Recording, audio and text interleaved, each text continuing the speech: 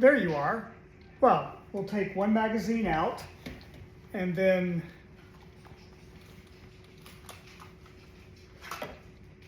Granddad's 365, and we'll start H17. We left off with Gandalf, the Hobbit, and the dwarves in the tree. Burn, burn tree and fern, sure land scorch a fizzling torch, to light the night for our delight, yea, hey. Bake and toast them, fry and roast them, till beards blaze and eyes glaze, till hair smells and skins crack, fat melts and bones black, and cinders lie beneath the sky, so dwarves shall die and light the night for our delight. Yea hey, yea harry hey, yea hoy! And with that yahoy, the flames were under Gandalf's tree. In a moment it spread to the others. The bark caught fire and the lower branches cracked. Then Gandalf climbed to the top of his tree. The sudden splendor flashed from his wand like lightning as he got ready to spring down from on high right among the spears of the goblins. That would have been the end of him, though he would probably have killed many of them as he came hurtling down like a thunderbolt. But he never leapt. Just at that moment, the Lord of the Eagles swept down from above, seized him in his talons, and was gone. There was a howl of anger and surprise from the goblins. Loud cried the Lord of the Eagles, to whom Gandalf had now spoken. Back swept the great birds that were with him, and down they came like huge black shadows. The wolves yammered and gnashed their teeth. The goblins yelled and stamped with rage, and flung their heavy spears in the air in vain.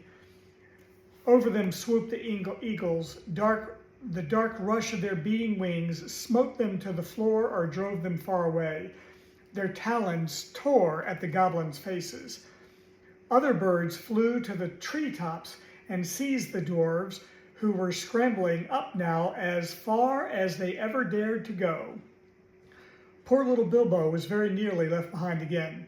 He just managed to catch hold of Dory's legs, as Dory was borne off last of all, and up they went together above the tumult and the burning, Bilbo swinging in the air with his arms nearly breaking. A good reason to do hanging drills.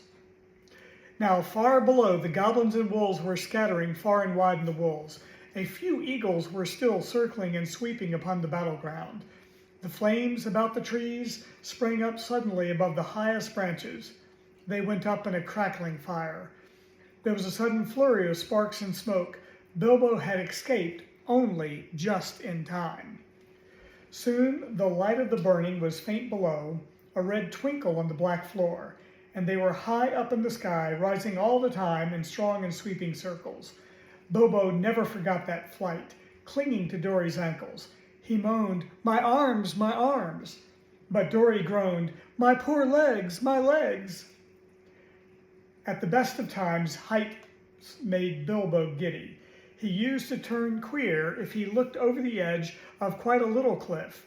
He had never liked ladders, let alone trees, never having had to escape from wolves before, so you can imagine how his head swam now when he looked down between his dangling toes and saw the dark lands opening wide underneath him, touched here and there with the light of the moon on a hillside rock or a stream in the plains.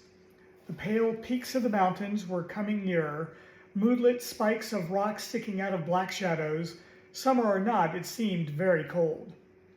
He shut his eyes and wondered if he could hold on any longer. Then he would imagine what happened if he did not. He felt sick. The flight ended only just in time for him, just before his arms gave way. He loosed Dory's ankles with a gasp and fell onto the rough platform of an eagle's eyrie. There he lay without speaking, and his thoughts were a mixture of surprise at being saved from the fire and fear lest he fall off that narrow place into the deep shadows on either side. He was feeling very queer indeed in his head by this time, after the dreadful adventures of the last 3 days with nothing to eat. and he found himself saying aloud, "Now I know what a piece of bacon feels like when it's suddenly picked off the pan on a fork and put back on the shelf." "No, you don't," he heard Dory answering, "because the bacon knows that it will get back in the pan sooner or later. And it is to be hoped we shan't. Also, eagles aren't forks." "Oh no, not a bit like storks, forks I mean," said Bilbo, sitting up and looking anxiously at the eagle who was perched close by. He wondered what other nonsense he had been saying, and if the eagle would think it rude. "You ought not be rude to an eagle when you are only the size of a hobbit, and you are high up in his eyrie at night." The eagle only sharpened his beak on a stone and trimmed his feathers and took no notice. Soon another eagle flew up. "The Lord of the Eagles bids you to bring your prisoners to the great shelf," he cried, and was off again. The other seized Dory in his claws and flew away with him into the night, leaving Bilbo all alone. He had just strength to wonder what the messenger had meant by prisoners, and to begin to think of being torn up for supper like a rabbit, when his own turn came. The eagle came back, seized him in his talons by the back of his coat, and swooped off. This time he flew only a short way. Very soon Bilbo was laid down, trembling with fear, on a wide shelf of rock on the mountainside. There was no path down it save by flying, and no path down off it except by jumping over a precipice. There he found all the others sitting with their backs to the mountain wall. The Lord of the Eagles was also there and was speaking to Gandalf. It seemed that Bilbo was not going to be eaten after all. The wizard and the Eagle Lord appeared to know one another slightly, and even to be on friendly terms. As a matter of fact, Gandalf, who had been in the mountains, once had rendered a service to the Eagles and healed their lord from an arrow wound. So you see, prisoners had meant prisoners rescued from the goblins only, and not captives of the Eagles. As Bilbo listened to the talk of Gandalf, he realized that at last they were going to escape really and truly from the dreadful mountains. He was discussing plans with the great eagle for carrying the dwarves and himself and Bilbo far away and setting them down well on their journey across the plains below.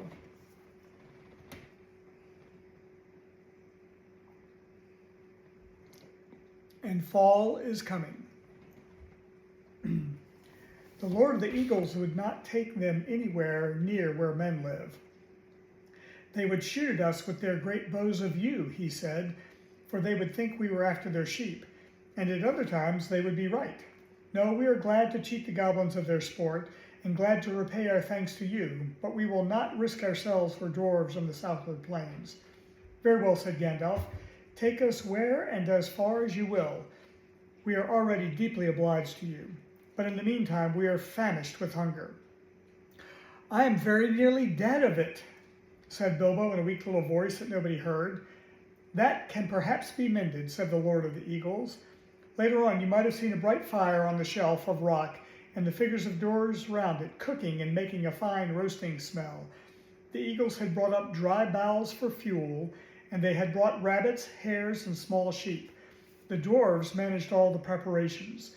Bilbo was too weak to help, and anyway, he was not much good at skinning rabbits or cutting up meat, being used to having it delivered by the butcher, all ready to cook. Gandalf, too, was lying down after doing his part in setting the fire going, since Oin and Gloin had lost their tinder boxes. Dwarves had never taken to matches, even yet. So ended the adventure of the Misty Mountains. Soon Bilbo's stomach was feeling full and comfortable again, and he felt he could sleep contentedly, though really he would have liked a loaf and butter better than bits of meat toasted on sticks. He slept curled up on the hard rock more soundly than he had ever done on his feather bed in his own little hole at home. But at night he dreamed of his own house and wandered in his sleep into all his different rooms, looking for something that he could not find or remember what it looked like. And there's a picture of the Misty Mountains and the Eagle's Lair. Chapter 7, Queer Lodgings. The next morning, Bilbo woke up with the early sun in his eyes. He jumped up to look at the time and to go put his kettle on, and he found he was not home at all. So he sat down and wished in vain for a wash and a brush. He did not get either, nor tea, nor toast, nor bacon for his breakfast, only cold mutton and rabbit. But after that, he had to get ready for a fresh start. This time he was allowed to climb onto an eagle's back and cling between his wings. The air rushed over him and he shut his eyes. The dwarves were crying farewells and promised to repay the Lord of the Eagles if ever they could, as off rose 15 great birds from the mountain's side. The sun was still close to the eastern edge of things. The morning was cool, and mist were in the valleys and hollows, entwined here and there about the peaks and pinnacles of the hills. Bilbo opened an eye to peep and saw that birds were already high up and the world was far away and the mountains were falling back behind them in the distance. He shut his eyes again and held on tighter. "Don't pinch," said the eagle. "You need not be frightened like a rabbit, even if you look rather like one. It is a fair morning with little wind. What is finer than flying?" Bilbo would like to have said, a warm bath, a late breakfast, on the lawn afterwards, but he thought it better to say nothing at all, and to let go his clutch just a teeny bit. After a good while, the eagles must have seen the point they were making for, even from their great height, for they began to go down, circling round in great spirals. They did this for a very long time. The earth was much nearer, and below them were trees that looked like oaks and elms, and wide grasslands, and a river running through it all. But cropping out of the ground, right in the path of the stream, which looped about it, was a great rock, almost a hill of stone, like a last outpost of the distant mountains, or a huge piece cast miles out into the plain by some giant among giants. Quickly now to the top of this rock, the eagles swooped one by one and set down their passengers. "Farewell," they cried, "wherever you fare, till your eyries receive you at journey's end." That is the polite thing to say among eagles. "May the wind under your wings bear you wherever the sun sails and the moon walks," answered Gandalf, who knew the correct reply. And so they parted, and the Lord of the Eagles became in after days the king of all birds, and wore a golden crown, and his 15 chieftains golden collars made of gold that the dwarves gave them. Bilbo never saw them again except high and far off in the battle of the 5 armies. But as that comes in at the end of this tale, we will say no more about it just now. There was a flat space on top of the hill of stone, and a well-worn path with many steps leading down it to the river, across which a ford of huge flat stones led to the grassland beyond the stream. There was a little cave, a wholesome one with a pebbly floor, at the foot of the steps and near the end of the stony ford. Here the party gathered and discussed what was to be done. "I always meant to see you all safe, if possible, over the mountains," said the wizard, "and now by good management and good luck I have done it. Indeed, we are now a good deal further east than I ever meant to come with you. For after all, this is not my adventure. I may look in on it again before it is all over, but in the meanwhile, I have some other pressing business to attend to." The dwarves groaned and looked most distressed, and Bilbo wept. They had begun to think of Gandalf was going to come all the way and would always be there to help them out of difficulties. "I am not going to disappear this very instant," said he. "I can give you a day or 2 more. Probably I can help you out of your present plight, and I need a little help myself. We have no food and no baggage and no ponies to ride, and you don't know where you are. Now I can tell you that. You are still some miles north of the path which we should have been following, if we had not left the mountain pass in a hurry. Very few people live in these parts, unless they have come here since I was last down this way, which is some years ago. But there is somebody that I know of, who lives not far away, and that somebody made steps in this great rock, the Carrack, I believe he calls it. He does not come here often, certainly not in the daytime, and it's no good waiting for him. In fact, it would be very dangerous. We must go and find him, and if all goes well at our meeting, I think I shall be off, and wish you, like the eagles, farewell wherever you fare. And so, that is the end of 17, and Granddad will get this up, and hopefully another one soon.